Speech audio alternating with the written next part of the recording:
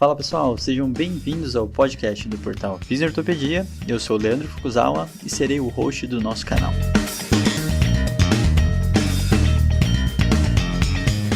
Esse podcast tem como função ressignificar o papel do fisioterapeuta em tempos modernos. Fala pessoal, sejam todos muito bem-vindos a mais um podcast do Fisiortopedia. E hoje estamos aqui em nosso momento. Eu e Rafael Crescicalati vamos bater um papo sobre um assunto que gostamos muito de discutir, já temos várias e diversas histórias e até um editorial na British Journal Sports Medicine, quem diria? A revista de maior impacto dentro do mundo esportivo. Rafael, tudo bem com você?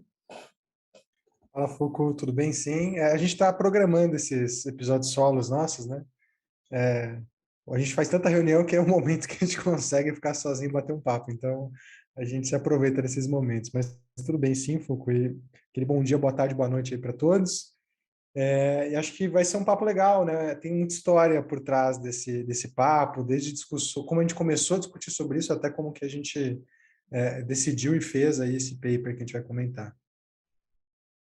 Muito bom. E também tem todo o pano de fundo que a gente está com as nossas especializações de dor, né? A gente está acontecendo, já teve 2 encontros ao vivo, na real 3 com o encontro inaugural, né? E foi uma repercussão sensacional, o pessoal gostou muito. O primeiro encontro ao vivo a gente falou muito sobre aspectos sociais, trouxe a Garime lá da Austrália, o Felipe Reis participou do segundo com o Rafa, então assim, tá uma repercussão muito legal dessa especialização. A gente está para lançar os módulos novos, e caso você ainda tenha interesse, a gente já está deixando aqui no link a lista de espera, né? Então, para quem quiser estar na próxima turma, a próxima turma vai ser no segundo semestre, já se programa, porque a fila de espera sempre tem algumas surpresas aí, algumas vantagens, então não perca tempo, tá bom? E vamos começar do começo, então, Rafa, vamos falar um pouco do porquê dor no esporte, né? Será que realmente tem diferença, né? Para quem não sabe, né, eu e o Rafa, a gente tem uma história com o esporte, não só como praticantes, né, nosso perfil fitness, como vocês percebem, mas também um histórico tanto na parte profissional, né? Eu já tive experiência com a seleção de futebol feminino, tenho muita experiência com a parte de dança, como todo mundo sabe, mas sempre trabalhei com muitos atletas em todos os lugares que eu atendi, então acaba sendo um dos públicos que a gente mais atende, né? E você, Rafa, qual que é o seu vínculo, além algum esporte você praticava, que eu esqueci agora? Além do meu histórico esportivo, né, histórico de atleta, por assim dizer, é, por muito tempo, né, eu trabalhei com pessoas com dor persistente no esporte, assim, eu tive um viés muito para atender corredores e praticantes de CrossFit, um viés de mercado mesmo aqui, por onde eu tinha a minha clínica aqui em São Paulo, mas essa discussão, né, na verdade, surge dessa ideia. E eu e o Foucault, a gente discute isso há muito tempo, né? Eu me lembro até, Foucault, quando a gente estava... Eu não sei se a gente estava indo ou voltando para a IASP em 2018. Eu acho que a gente estava Indo. voltando, A gente estava no indo para ela. avião, indo, porque eu ainda não conhecia o JP. Ah, então tá bom. Então a gente estava lá indo para a IASP e, e aí a gente começou a discutir um pouco sobre isso, né? Não sei por que a gente entrou nesse assunto, mas a gente começou a discutir sobre o quanto o atendimento do esporte ele era ou não uma especialização, ou requeria uma especialização, né? Então, seria a pessoa que atende o esporte um físio-musculoesquelético que apenas entende um pouco do contexto esportivo, ou não, de fato, o físio que atende esporte, ele precisa de uma série de habilidades e de conhecimentos e abordagens muito diferentes que o tornam realmente diferente de um físio musculoesquelético. A gente começou a discutir, né, a lucubrar sobre isso. Eu lembro que na época eu tinha uma opinião, o Foucault tinha outra, e eu não lembro quem tinha a opinião do quê, que a gente foi trocando, né, de opinião, mas acho que começou dali as nossas discussões, né, sobre o assunto. Com certeza. E a grande questão, e eu lembro bem dessa parte, que eu até hoje acredito, toda vez que a gente fala de dor em modelo biopsicossocial, toda a parte de neurociência, a gente acaba remetendo, e tem muita gente fazendo esse equívoco na especialização, porque você fala assim, estou adorando a especialização em dor crônica. Eu falo assim, calma, gente, a especialização é sobre dor, e dor é dor. E aí a grande questão é, como a gente acaba estudando e tem grande complexidade, obviamente, no paciente de dor crônica, a gente esquece que todos esses princípios do modelo biopsicossocial, de dor e afins, e toda a neurociência moderna, elas realmente valem para todas as populações e a gente realmente precisa entender essas particularidades. Entender particularidades do atleta, entender particularidades das alterações, porque se a gente for pensar, o atleta é um cara que convive com dor. Então, ele é uma pessoa que está diariamente, ele já sabe aquela dor que ele se preocupa, aquela dor que ele não se preocupa. Tem hora que esse feeling dele dá certo, tem hora que não. E tem hora que o paciente, o atleta, ele chega e fala assim: Nossa, eu sou muito resistente à dor, mas essa dor aqui, ela me impede de jogar, ela me impede disso. Então, tem toda uma questão da gente pensar. E lembrando, que eu acho que o Rafa pode começar por aí, recentemente, poderíamos dizer recentemente, saiu um editorial na British em relação a essa diferenciação entre dor e lesão no esporte. E eu acho que a gente começa com esse background porque era uma das ideias principais que a gente queria no nosso editorial, né? Então, Rafa, explica um pouquinho o que que esse editorial trouxe, e é um dos editoriais que a gente vai colocar lá no Telegram para vocês darem uma lida junto com o nosso. Então, vamos começar daí. Eu tô me lembrando por que que a gente entrou nesse assunto na ida, né? Eu tô me lembrando da ida porque ela foi um momento traumático para mim, pelo menos, porque o Fukuzawa ele me abandonou no aeroporto da Colômbia, eu fui quase confiscado pela imigração local e ele simplesmente foi embora. Olha como você está errado, porque isso foi a volta. A gente não fez conexão na Colômbia na ida, a gente fez na volta. Então tá, eu entendi aqui, mas eu me lembro bem desse momento que o Fukuzawa me abandonou lá. Mas enfim, a gente foi discutindo sobre o assunto porque tinha acabado de sair, na verdade, não era o IOC com statement do IOC, né, da International, Associação Internacional do Comitê Olímpico, eu sei lá qual é a tradução da sigla, mas não era oficialmente o posicionamento do IOC sobre o manejo de dor, mas era uma primeira proposta sobre o manejo de dor em atletas, né, que tinha a chancela ali, né, do IOC. E aí começou-se uma discussão, né, sobre aquele paper, a gente começou a falar disso porque a ideia original que eles levantavam é que a dor no esporte ela é muito mal endereçada, principalmente a dor persistente. E aí eles falavam sobre a dor aguda realmente ter um olhar mais protegido, eles tinham esse foco, mas quando a dor é persistente no esporte, ela continua sendo olhada como se fosse algo puramente, né, estrutural, puramente tecidual. E era uma primeira proposta de olhar isso de uma forma um pouco diferente. Eu não lembro o nome do paper, a gente pode buscar também e mandar junto no Telegram, mas o que aconteceu foi que a gente foi conversando na ida sobre o assunto, e na IASP a gente participou de um Focus at Symposiums, que é um simpósio focal, como diz a tradução, do IOC, né, do próprio Comitê Olímpico Internacional, lembrei, ó, IOC é Comitê Olímpico Internacional, do próprio IOC, para discutir o que eles estavam soltando ali, lá já naquele momento, naquele dia, eles iam publicar na sequência o statement oficial do IOC para lidar com dor no esporte. E aí, naquela discussão, eu lembro que estava o Fukuzal ali também, a gente estava com o JP Caneiro, né, que tem, para quem já viu, ele já passou por aqui também, tem vídeo no YouTube com ele, é um brasileiro que está na Austrália, um pesquisador aí também.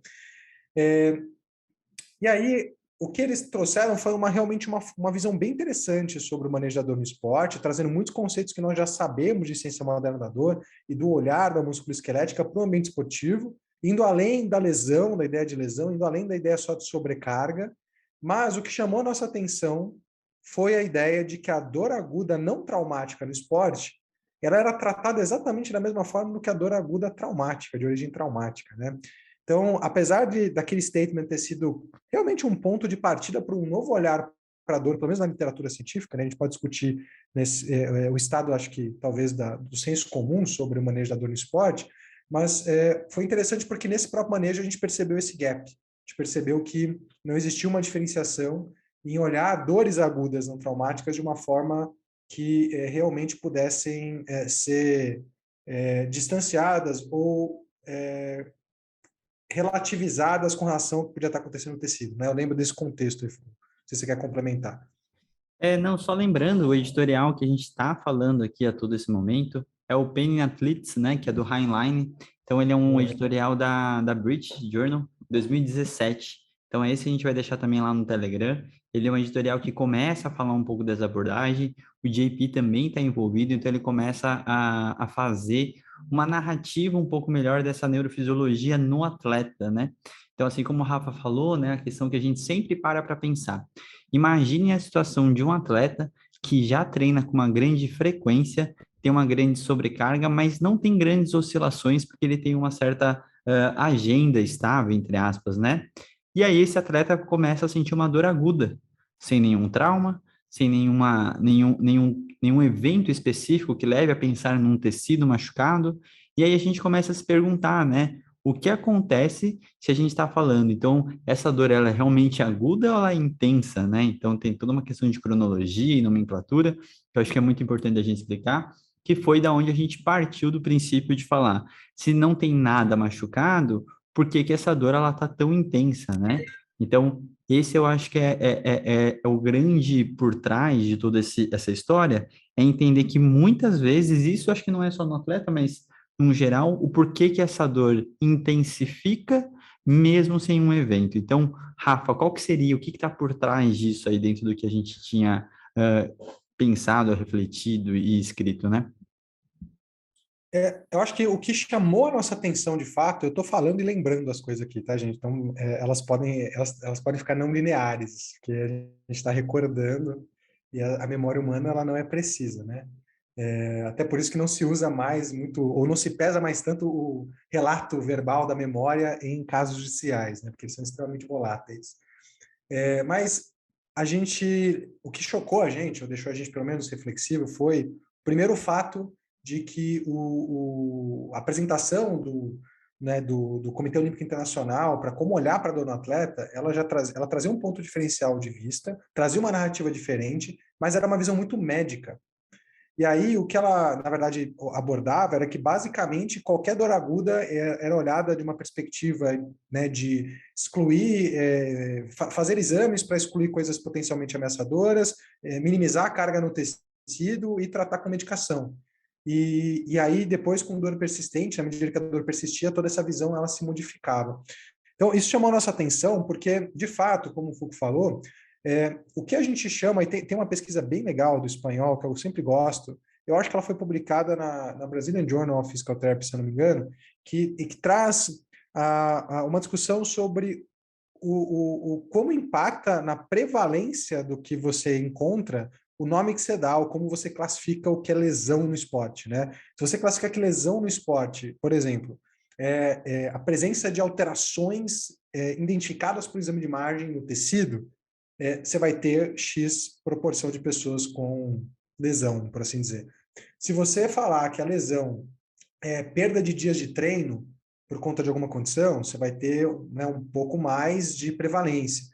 Se você falar que lesão é perda de performance ou dias de treino para ir um profissional médico, você vai ter uma outra prevalência. Se você falar que lesão é dor, você vai ter uma prevalência gigantesca, porque é comum, é prevalente ter dor no esporte. Acontece que essa relação de dor e lesão não é linear, né, e não existe uma correlação que a gente tende a encontrar, de forma que vão ter pessoas que têm dor e não vão ter nenhuma alteração, né, estrutural, e vão ter pessoas que têm alterações estruturais e não vão ter nenhuma dor, e vão ter pessoas que por acaso têm dor e têm alguma alteração, isso não quer dizer que tenha causa e efeito ali. Então, a gente começou a refletir sobre isso naquela época, porque o paper trouxe esse viés muito grande.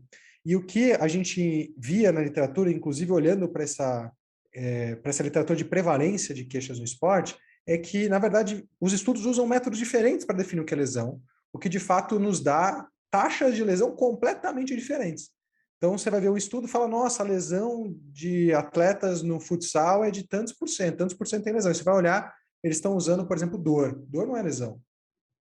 Então, é difícil você... Tem essa coisa no esporte de, até por conta da terminologia, gerar uma confusão do que é dor e lesão. E aí, o que acontece? Na prática, a gente tem uma porcentagem grande de queixas agudas que são não traumáticas. Elas começam de forma insidiosa ou até de forma aguda, mas não relacionada a um trauma.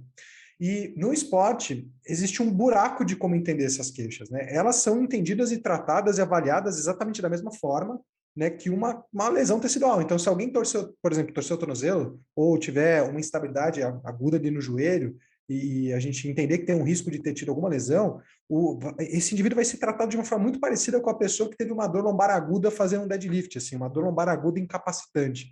É muito provável que as recomendações vão ser parecidas e os profissionais vão abordar até, às vezes, de maneira parecida. E aí o que a gente trouxe foi uma reflexão, e aí daí veio a ideia de fazer um editorial, discutir, a gente nem sabia o que ia ser, né, na época.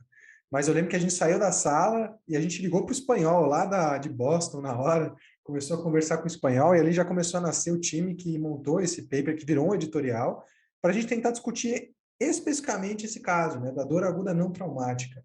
Porque a gente tem vários dados da literatura mostrando, por exemplo, que uma série de fatores em interação multidimensionais fazem ou aumentam a chance das pessoas terem dor durante o esporte.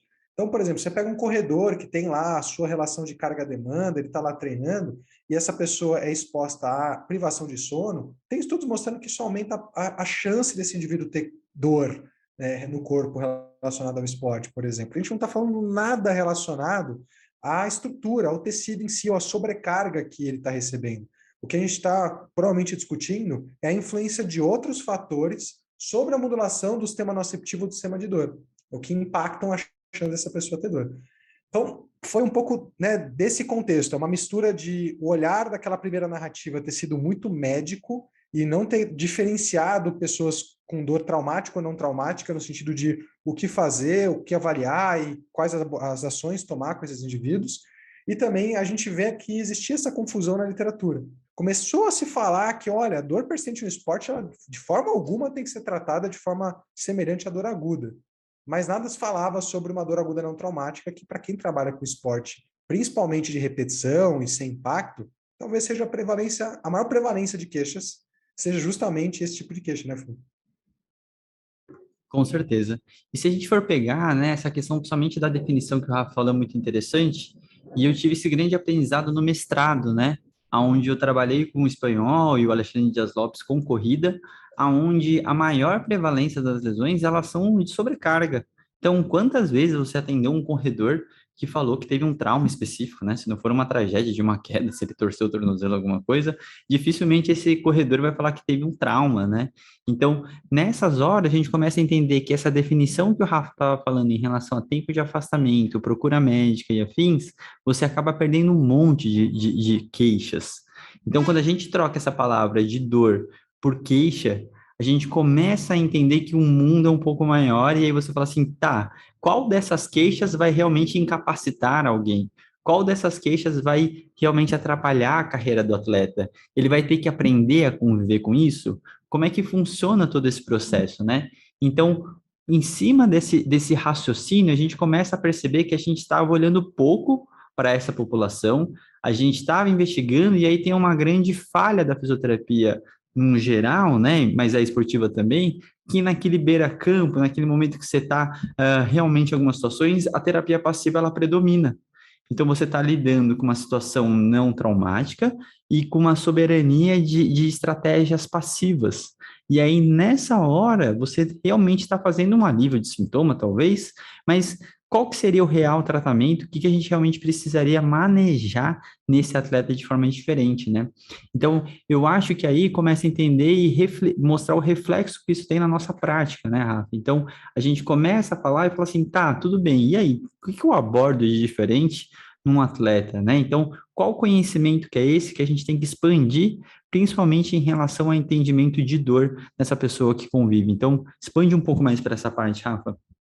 Eu acho que o outro editorial lá que a gente comentou da British Journal, que traz a distinção, né, claramente de dor e lesão, ele é muito interessante para a gente refletir, porque a gente, no esporte, de novo, chama tudo de lesão. A literatura usa lesão no esporte, mas lesão é um nome muito vago. É um nome que remete no nosso consciente mesmo a uma alteração estrutural, mas não é isso que quer dizer. Depende do que está sendo chamado de lesão. O que está sendo chamado de lesão, como a gente falou? É dor? É a presença de achados no exame de imagem? É perda de performance? E aí, o que esse trabalho traz é que a gente deveria realmente olhar para essas coisas de formas diferentes. Um paciente, por exemplo, corredor, que começou a ter uma dor aguda no joelho, na região anteromedial durante a corrida, ele não tem uma lesão na inserção da pata de ganso ou uma lesão anterior do joelho. Ele tem uma dor no joelho. a gente deve chamar de dor, porque é uma dor, né, relacionada a uma lesão. Tá, mas o indivíduo que teve, por exemplo, uma alteração com uma rotura do NCA, ele tem uma lesão de uma estrutura. E aí, quando você começa a conseguir distinguir lesão de alterações, né? Porque o esporte, de fato, ele tem um componente de impacto, ele tem, de fato, uma presença de alterações traumáticas associadas ao esporte. Então, existe lesão no esporte, como existe lesão fora do esporte também. Mas, nesse caso, é interessante olhar, porque quando você fala que é uma lesão no esporte, o que isso muda na prática? Primeiro, que a gente tem que identificar a estrutura que pode estar cometida. Segundo, que você está ali relacionado, você tem que levar em consideração a história natural e o prognóstico daquele tecido que foi acometido. Terceiro, você tem que proteger o tecido para que ele consiga, de fato, se recuperar. Você tem que, num primeiro momento, diminuir a sobrecarga no tecido e conseguir ir promovendo um processo de reabilitação onde você vai gradualmente protegendo esse tecido. E, óbvio, eu estou generalizando, né? Mas, assim, entendam isso que vão ter graus diferentes de lesão, então você vai ter que fazer essa proteção em graus diferentes também. Mas você precisa resguardar o tecido ao longo do processo. Então, quando você entende que existe uma lesão, isso muda a prática nesse sentido. Agora, o que muda quando você entende que existe dor? Primeiro, não existe nenhum motivo para você investigar mais profundamente uma estrutura subjacente àquela dor. No exemplo do corredor, eu não preciso, e a gente não deve, e os guias de recomendação clínica não sugerem que a gente faça uma investigação mais profunda para ver qual é o tecido de origem, qual que é a lesão, de onde está vindo essa lesão. Não, dor, você vai entender como dor, uma dor no joelho. Primeiro você não precisa achar a causa, porque uma parte das vezes você não vai achar a causa. O segundo ponto é que, na verdade, o prognóstico, a história natural desse indivíduo não depende do tecido, depende da condição que ele tem, da dor que ele tem. Então ela vai ser diferente daquela, provavelmente, do tecido, no sentido que ela pode ser muito mais rápida, até. Né? Em outros casos, ela pode evoluir por um longo período, enquanto o tecido, numa curva mais curta de tempo, pode se recuperar. O terceiro ponto é que, ao invés de proteger o tecido, nesse caso, você tem que continuar naturalmente com as demandas daquele indivíduo. Não tem nenhum motivo para você entender que a dor, naquele caso, ela merece proteção. De novo, estou generalizando. Nossa, mas podem ter casos onde essa dor veio por um aumento da relação de carga-demanda, e de forma que a gente talvez tenha que ser um pouco mais conservador na carga. Perfeito, mas não tirar a carga. Manter o indivíduo na atividade, adequar a carga ao momento daquele indivíduo. E o quarto é que as intervenções, o olhar que a gente tem que ter, ao invés de ser focado no tecido, em expor o tecido à carga devagar e progredindo, no indivíduo que tem dor, o olhar tem que ser mais amplo, tem que entender, poxa, por que agora ele começou a ter dor? Quais são os fatores que estão agora presentes na vida dele que podem influenciar nisso acontecer? Né? O que pode ter mudado na vida dele ao longo dos últimos tempos para que favoreça a chance de ter dor? Você vai ter que ter um olhar mais amplo, olhar para fatores relacionados ao estilo de vida que a gente sabe que influenciam tanto em perfil pró-inflamatório quanto na sensibilidade do sistema nociceptivo de dor, como sono, por exemplo. Você vai ter que olhar para a relação de carga-demanda, você vai ter que olhar para características de treino. Dependendo do caso, às vezes você vai ter que olhar até, né, para fatores relacionados a como ele entende que aquilo está afetando ele. Porque, de novo, se o indivíduo que começou a ter essa dor entender que o problema é que ele tem uma condromalácia grau 4, isso vai afetar as respostas emocionais que ele vai ter com relação àquela dor e, provavelmente, o comportamento dele. De forma que ele pode começar a parar de treinar, ele pode começar a poupar a região, pode começar a adaptar o treino, quando, de novo, quando a gente tem uma dor aguda não traumática, não tem nenhuma evidência e não faz nenhum sentido ele mudar o comportamento dele por conta daquela dor. Né? A dor aguda não traumática, muito provavelmente, de novo, cuidado com a generalização na minha fala, mas muito provavelmente ela não reflete o estado do tecido, de forma que a gente não deveria usá-la para tentar, né, curar ou para tentar resguardar o tecido. A gente tem que tentar entender o macro que está influenciando aquele indivíduo e ir tentando fazer pequenas adaptações para fazer com que o indivíduo consiga continuar ativo e lidar com aquele sintoma da melhor forma possível. Perfeito. E eu acho que aí fazer uma grande transferência, né, se a gente for pensar, nada mais é do que se você tem uma crença limitante como fisioterapeuta e acaba passando do ponto nesse processo do tecido, você acaba transferindo essa crença limitante para o seu paciente e você acaba entrando no ciclo junto com ele do Fear Avoidance Model, né? Então você entra dentro do modelo de medo e evitação E esse modelo medo de evitação, você acaba restringindo o atleta de atividades, descondicionando ele.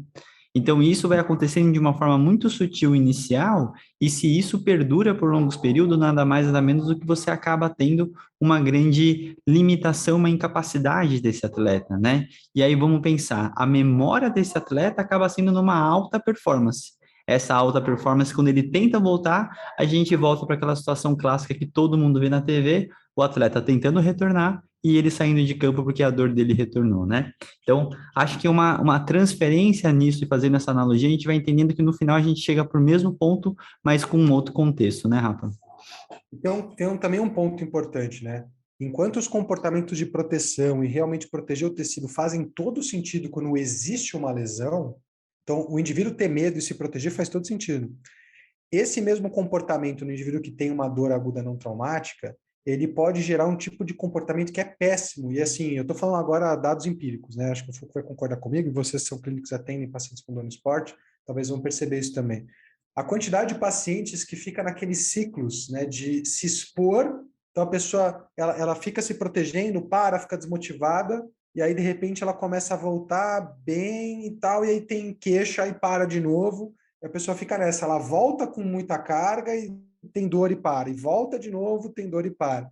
Fica aquele ciclo que a pessoa fica super incapacitada e fica sempre meio que convivendo com aquilo, porque nesse tipo de caso, justamente, não é igual o prognóstico, né, o que funciona para lidar com esses pacientes, não é a mesma coisa que funciona com uma lesão. Enquanto na lesão faz super sentido eu me proteger e voltando aos poucos, nesse tipo de caso, na verdade, você às vezes não endereçou os outros fatores que estão contribuindo e favorecendo com que aquela pessoa fique mais sensível na sua atividade, e aí ela simplesmente se afasta da atividade, alivia o sintoma, ela volta, se expõe de novo, tem de novo um sintoma, e ela fica nesse ciclo de flare-ups aí, que é super comum em atletas, principalmente de esportes de sobrecarga, assim, tipo crossfit, corrida, natação e por aí vai. Perfeito. E é importante lembrar e diferenciar, né? A gente vai gravar um podcast específico disso, mas o flare-up, né? Esse processo da intensidade da dor, da crise acontecer de novo, ele é muito diferente de uma relesão. Então, a gente pode estar falando, por exemplo, de um ligamento cruzado anterior, onde pode ter um processo de reruptura do ligamento, e aí tudo bem, a gente está falando desse processo. Uma lesão muscular, provavelmente, também pode ter algumas dessas situações, mas não sempre. E eu acho que tem um grande diferencial que a gente descreveu no editorial, né, Rafa, que está relacionado a diferenciar entre a lesão tecidual e sensibilidade tecidual. Então, a gente entender que esse tecido, ele é sensível, diferente de ele ser machucado, lesionado, né, rompido, qualquer palavra que você queira usar, a gente acaba tendo uma grande diferenciação que volta a pensar nos conceitos de terapias de exposição, né, Rafa? Então, assim, se a gente não começa a entender esse contexto, a gente não consegue expor esse paciente de uma forma adequada para realmente entender se ele tem uma crença limitante, um tecido sensível, e aí fica com aquela coisa de você expõe, só que expõe de uma forma inadequada, você não entende o que está realmente limitando aquele paciente, você faz uma graduação de carga e não faz uma exposição gradual para o que realmente importa, né? Então, isso é um processo muito interessante da gente pensar, porque o atleta vive se expondo, mas se expondo com o quê? Para quê? Né? E qual que é o entendimento que ele tem daquele movimento do estado dele? Então, essa situação e esse contexto, ele é uma das coisas que é muito importante a gente conversar com o atleta, porque o que o atleta tem medo? De se machucar, interromper a carreira, porque é o que ele escutou nisso em todos os tempos, né? Eu, particularmente, dentro do mundo da dança, vejo muitas bailarinas, muitos bailarinos com esse medo de uma tendinopatia. E falar assim, não, tendinopatia é um negócio perigoso, porque ele já interrompeu a carreira de muitos colegas, muitos amigos e muitos conhecidos. Então, você começa a ver a influência do contexto, não seria dito popular, mas dos ocorridos dentro do mesmo ambiente dele, e isso sendo essa internalização do medo dele também, né, Rafa? Então, acho que são pontos totalmente complexos de se detectar, porque a gente não está ignorando o fato que o atleta vive em sobrecarga. Então, entender quando que isso é uma sensibilidade tecidual ou uma lesão, e a gente pode ter um exemplo, por exemplo, da fratura por estresse, onde a gente começa um processo de lesão tecidual e muitas vezes a gente não detecta, né? E aí a gente também pode falhar nesse processo. Então, nessas horas a gente entra em algumas condições que a gente tem que ser muito preciso para conseguir discriminar e saber se eu estou colocando ele em risco ou não. Porque aí a gente entra de novo naquela pergunta que a gente sempre fala, que é o how much is too much, né? Então, quando a gente está falando de alguma situação de sobrecarga, a gente acaba se perdendo um pouco nesse contexto, né, Rafa? E todo o mercado, né, já entrando até com uma reflexão que eu acho que a gente tem muitos trabalhos aí refletindo sobre isso, né? Todo o mercado de medicina esportiva todo o mercado que muitos dos praticantes, principalmente amadores, procuram, é um mercado muito pseudocientífico, né? Existe essa ideia do blindar o atleta ficar blindado. E aí ele vai ficar blindado através de ozônio no sangue, através da suplementação vitamínica, através de recovery. Então, existe meio que essa mentalidade no meio esportivo de tentar proteger, de tentar prevenir, né? E às vezes essas abordagens que não têm nenhuma evidência de fato diminuir o risco de uma queixa ao longo do tempo, faz com que a pessoa, do ponto de vista comportamental, se sinta super protegida quando ela está exposta a diversos fatores de risco que de fato aumentam a chance dela evoluir com uma queixa naquela atividade, né? Então, assim, a gente tem desde esse problema de a gente ter um olhar super não científico dentro do que é oferecido no mercado para essas pessoas, e eles procuram esse tipo né, de serviço, e não me entendam mal, né? A gente tem evidências, por exemplo, de que o recovery, a terapia manual feita após a atividade, de fato previne ou diminui dor tardia. Mas a maior parte das vezes isso é só uma redução de sintoma, tem a ver muito mais com bem-estar, isso não prediz ou reduz o risco de lesão. Então, ser gostoso e bem-estar não necessariamente diminui a chance da pessoa de fato ter um machucado, uma lesão tecidual, de fato apresentar uma queixa. E aí tem outra parte que é a reabilitação desses indivíduos, que, de novo, como o Foucault falou, a gente não pode negligenciar o fato de que a dor é multidimensional e que no atleta o componente de sobrecarga é um componente que sobressai mais. E eu acho que essa é a discussão. A discussão sobre a diferença do atleta, do esporte, da musculoesquelética como um todo, talvez a ideia é a visão de que, olha, no esporte é diferente, porque no esporte tem muito mais sobrecarga. De fato, tem mais sobrecarga. De fato, tem mais sobrecarga. A ponto de a gente, às vezes, tem que olhar de fato para como que o indivíduo performa um movimento, porque num ambiente multidimensional, às vezes a forma como ele faz determinada atividade pode ser parte do que mantém o tecido sensível. E às vezes é uma das ferramentas que a gente pode ter, além de identificar todos os outros fatores que estão associados com a sensibilidade, é ajudar ele a encontrar novas formas de fazer aquele mesmo movimento que joguem menos sobrecarga para os tecidos que estão sensibilizados. Então, de fato, o esporte tem essa característica. Mas a reabilitação esportiva, aí, agora falando da reabilitação mesmo, ela é muitas vezes um vendedor de óleo de cobra, né? Que a gente tem até um editorial também da British que fala isso, né? Ah, a medicina do esporte é uma área da saúde ou um vendedor de óleo de cobra? Porque no final das contas, a maior parte das intervenções, além de não ser baseadas em evidência, elas são baseadas no entendimento de que, de novo, toda dor, seja aguda, traumática ou não traumática ou persistente no esporte, está relacionada ou é causada por uma alteração, uma lesão no tecido. Então, a gente não pode negar o fato de que a sobrecarga e a relação carga-demanda são mais importantes no esporte, dentro de uma perspectiva multidimensional, mas não é um raciocínio linear. Não, não pode ser um raciocínio linear, de forma que, então o tratamento para aquele jogador que está com dor anterior no joelho já persistente é infiltração com corticosteroide. Não tem nenhuma evidência de que isso de fato gera algum benefício realmente no tratamento desses indivíduos, né? Em termos de ser eficaz de fato, não a curto prazo, mas a longo prazo em melhorar sintoma.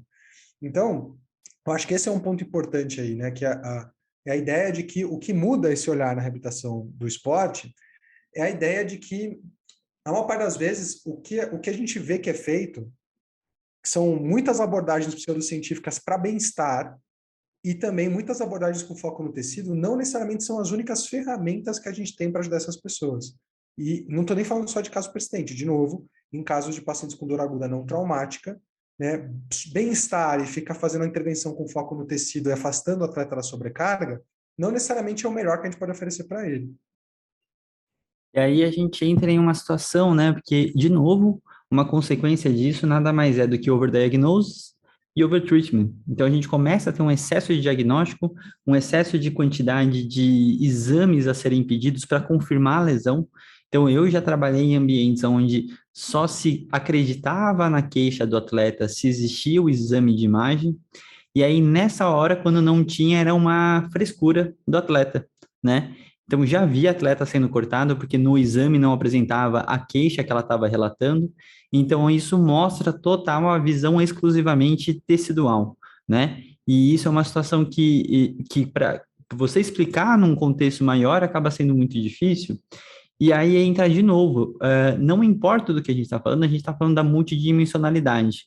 Não só a multidimensionalidade, mas o raciocínio complexo do processo da interação entre fatores e a gente parar de procurar uma única causa. Então, a gente também tem esse discurso em todos os nossos podcasts, falando da hipervalorização de um fator causal.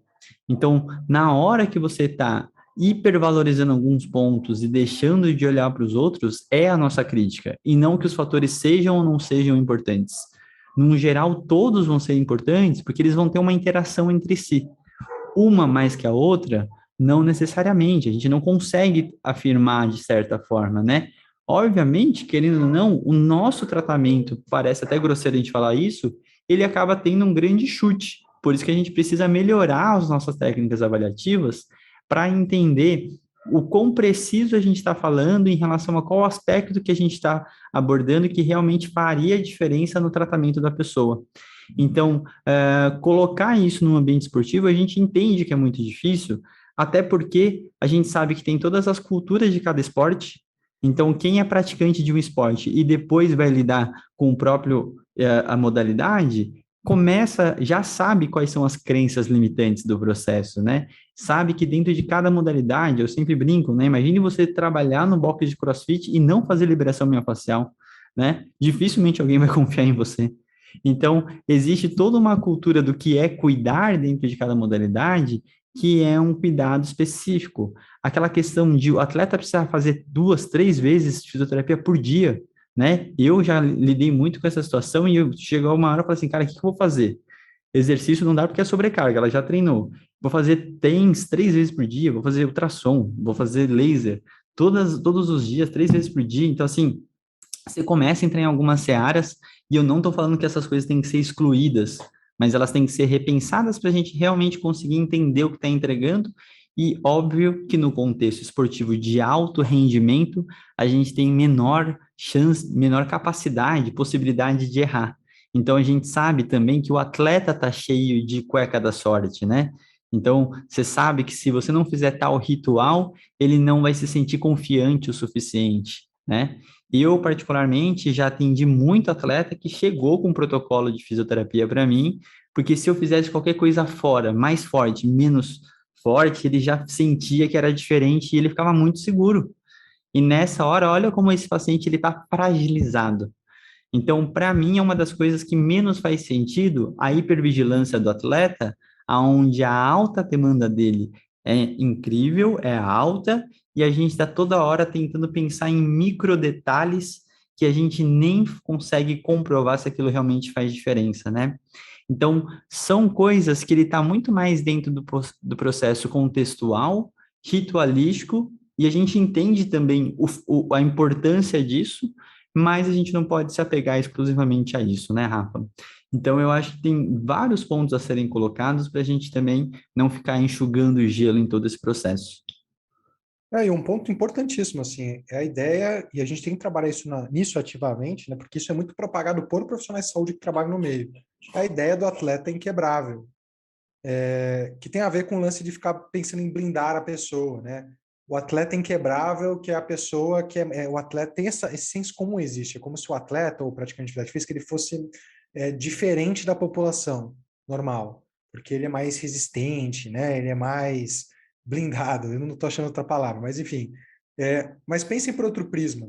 Esse indivíduo, ele está, de fato, numa condição física maior, mas ele está se expondo a um estresse corporal maior, uma relação maior de sobrecarga, e ele também é um ser humano, então ele tem todos os fatores multidimensionais que podem afetar uma pessoa que não pratica esporte, que não se submete a uma atividade física, mas ele tem, além disso, fatores relacionados ao esporte. Então, longe de ser inquebrável, uma pessoa que pratica esporte, ela está mais sujeita à influência de outros fatores multidimensionais. E isso é muito claro para qualquer um que treina, que quando você dorme mal, ou quando você come pior no dia anterior, você sente na hora, dependendo do que você pratica, o impacto na sua performance. Você é muito influenciado por desfechos multidimensionais. E para quem pratica, percebe isso, é muito sensível. Tem uma hora, eu sinto, por exemplo, eu treino muito de manhã. Eu sinto que quando eu vou um pouquinho mais tarde, nossa, eu treino muito melhor, na verdade. Então, a gente percebe essas pequenas mudanças em termos de performance, só que essa multidimensionalidade que afeta a performance também afeta nossa resposta pró-inflamatória, afeta a sensibilidade do nosso sistema de dor, afeta a nossa queixa, independente de qual que ela seja, se é uma queixa de dor, uma queixa de fadiga persistente. Então, é muito importante entender que o atleta ele não é um ser inquebrável, na verdade é um ser humano sujeito a vários fatores multidimensionais. E aí, só puxando um gancho, porque a gente começou a falar lá atrás, o fato do atleta ser um ser humano que é influenciado por fatores multidimensionais, né, me faz hoje questionar muito essa ideia da necessidade da especialização para atender o esporte, porque às vezes, eu vou deixar o Foucault falar a opinião dele também já já, às vezes me parece que o que a gente chama de especialista no esporte é um físio musculoesquelético que tem mais conhecimento sobre a modalidade, do tipo, ele sabe conversar com outras pessoas sobre as regras da modalidade, ele sabe falar as gírias e os termos daquela modalidade, ele é mais reconhecido como um membro daquela comunidade que pratica aquela modalidade, mas no final das contas ele faz condutas muito parecidas com o físio musculoesquelético. De forma que, diferente da neuro, por exemplo, que te exige um outro background de conhecimento, exige um outro background de técnicas avaliativas e técnicas de intervenção para você poder atuar, o esporte, para mim, me parece, na verdade, uma transição para quem atende musculoesquelética que tem muito mais a ver com tua facilidade de ser reconhecido como alguém que entende daquele esporte, de conseguir entender o esporte, do que algo que é uma diferença, assim, um abismo entre os profissionais, né? Então, deixando minha opinião aqui para o Foucault falar dele, hoje eu não sei, na verdade, eu claramente acho que não é uma diferença tão grande assim de um bom profissional da musculoesquelética para um profissional do esporte. Existem peculiaridades, principalmente quando você quer olhar além da reabilitação esportiva. Quando o fisioterapeuta esportivo começa a olhar para a prevenção, começa a olhar para a promoção de saúde, para atividade física além da reabilitação. Eu acho que aí sim começa a existir diferença. Mas quando a gente olha hoje o que é a fisioterapia esportiva, muitas vezes, é de novo a aplicação de técnicas de bem-estar, aplicação de técnicas que, né, passivas, a uma parte das vezes, que geram um efeito de curto prazo, e intervenções ativas, que são muito parecidas com aquelas que são feitas pelos físios da musculoesquelética que não atendem esporte. Não sei o que você acha disso. Eu acho que a gente tem que pensar como se fosse um funil. Entender que para eu chegar na ponta de um funil especificamente, ele sempre vai ele vai partir, na real, de conhecimentos de cadeiras básicas, entre aspas não, né? Realmente cadeiras básicas, para ir construindo o raciocínio e entender até qual ponto da especificidade realmente faria diferença. Então, hoje, particularmente, eu acho que todo esse conhecimento específico de uma modalidade, ele está muito relacionado a um conforto do fisioterapeuta em estar lidando com uma população específica. Então, eu acho que tem uma preferência de público, podemos dizer assim, e um facilitador barra encurtador de algumas questões, principalmente as contextuais. Então, entender qual que é a rotina de um dançarino para mim, facilita para eu manejar alguns aspectos específicos. Mas eu também acredito que uma pessoa que saiba verificar uma rotina, saiba verificar uma sobrecarga, também consegue chegar em diversos desses pontos e elaborar outras estratégias.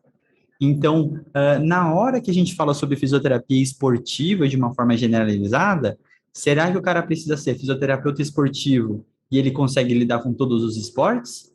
Ou ele precisa ser fisioterapeuta esportivo e começar a funilar em esportes específicos? Porque se não, comece a entrar num aspecto aonde eu só conseguiria abordar poucas modalidades. A minha grande crítica em relação a todo o processo de especialista é quando eu reparo que alguém fala assim: ah, eu sou mais especializado em fisioterapia esportiva, então eu não sei atender uma senhorinha de 60 anos, por exemplo. Porque, no caso, os princípios da reabilitação, eles são realmente similares. Eles partem de um grande chão, né? E nessa hora, eu vou usar de exemplo aqui a professora Ana Maria Siriani, que a Ana Maria, ela realmente é especialista em ombro, porque ela produz pesquisa, ela entende e sabe muito bem daquela literatura. Então, aqui a gente tem uma especialidade específica dos conhecimentos relacionados a ombro, né? Por exemplo, só que isso eu, como não especialista de ombro, não me proíbe atender um ombro, né? Então, eu acho que quando a gente começa a entender, e o fisiortopedia me mostrou isso muito claramente, aonde eu falo assim, bom, dar uma aula de todas as partes do corpo, eu consigo. Só que agora a destreza de cada aula começa a ser um pouco específico para quem realmente estuda e vivencia aquilo rotineiramente. Então, eu acho que tem uma grande baliza aí, onde no final não tem uma resposta pronta, mas eu acho que a gente tem que refletir sobre qual conhecimento específico a gente está chamando de especialidade para você realmente conseguir atuar com públicos, ou se eu estou falando num contexto, por exemplo, de pesquisa. É óbvio que se eu for fazer pesquisa, eu vou ter que chamar algum especialista de algum segmento específico, de algum desenho de estudo específico. Então, a gente começa a ter que tentar entender e peneirar para ser menos religioso, menos fanático na questão de ser especialista, né? E eu acho que esse princípio, quando a gente fala de reabilitação, acaba se expandindo em diversos assuntos, diversas questões, e isso acaba sendo altamente relevante para a gente não hipervalorizar situações específicas. Eu sempre gosto de dar exemplo que em todo esse tempo que eu atendia meus bailarinos, dançarinos e afins, toda vez que um caso não dava certo comigo, eu passava para quem? Para o Caio. E o Caio, de balé, de dança, de qualquer coisa de arte, sabe bulhufas, né? Então, o meu ponto de referência é alguém que saiba mais do que eu sobre reabilitação e tenha talvez um outro ponto de vista, né? Então, eu gosto desse exemplo porque senão a gente não gera essa exclusividade de público, né? Então, são mais pontos para a gente refletir do que ficar afunilando muito especificamente para a gente chamar ou não de especialista, né? Então, eu acho que esses pontos são bem interessantes. Rafa, indo para alguns pontos não finais, mas a gente já se encaminhando para, eu acho que a gente pode ir para o nosso editorial, tá? Eu vou ler os principais pontos que a gente levantou, né? Os 8 pontos relacionados à lesão não traumática, e aí depois você faz um comentário um pouco mais detalhado, por favor, tá? Então, dentro do que a gente levantou e construiu nesse editorial, né? O primeiro ponto é em relação a você eliminar a presença de um trauma, né? E não assumir necessariamente que aquilo é um tecido machucado. Então, se não teve um histórico de trauma, eu não preciso falar sobre lesão tecidual especificamente, né? Não colocar um exame de imagem, não referir um exame de imagem ou priorizar ele, se eu não estiver falando de alguma patologia séria, uma bandeira vermelha, né? Então, nessa hora, é um processo sempre importante. O terceiro ponto está relacionado ao modelo, explorar os fatores biopsicossociais que podem estar contribuindo para a dor, independente se tem tecido ou não. Isso é um ponto importante. A gente sempre conseguir entregar uma mensagem de uma forma positiva e não nocebo, né? Não que deixe o paciente com mais medo, durante o exame e o tratamento. E aí sempre pensar que, porque eles são atletas, a gente tem que melhorar a tolerância tecidual de carga e esporte com exposição à atividade que ele realiza, né? O sexto ponto, sempre utilizar as terapias passivas como terapia coadjuvante, tá? Então, sempre eles auxiliando e nunca eles como principais. O sétimo ponto, a questão da decisão compartilhada para a gente chegar numa alta eficácia. E por último, a gente sempre pensar em abordagens que tenham uma questão interdisciplinar, que vá na mesma direção, que é um ponto muito interessante, que é essa conversa interdisciplinar entre técnicos, treinadores, médicos, fisioterapeutas, psicólogos, todo mundo que estiver envolvido. E entender tudo isso que a gente está falando tem toda uma especificidade conforme contexto e ambiente que a gente está, né? Então, Rafa, se quiser fazer comentários mais detalhados dessa sequência de pontos que a gente levantou. Eu acho que esses pontos foram pensados para pacientes com dor aguda não traumática, de novo, tá, gente? No caso de um trauma, a gente não é esse o caminho, não é uma sugestão para olhar para um trauma agudo no esporte, mas para pessoas com dor aguda não traumática, mas também ele vale para pessoas com dor persistente. é aquilo que a gente comentou, né? Uma dor aguda não traumática, a gente não deve assumir que ela é por conta de uma lesão tecidual. Na verdade, o que a literatura mostra para a gente é que a associação de dor e lesão nesses casos ela é muito pequena, a chance da gente ter uma associação, e mesmo quando existe em algum indivíduo, é muito provável que ela seja, na verdade, uma combinação de vários fatores que estão combinando ali para que esse indivíduo comece a ter um sintoma. Então, a gente tem que tomar muito cuidado com a explicação que a gente dá para o paciente do que está acontecendo.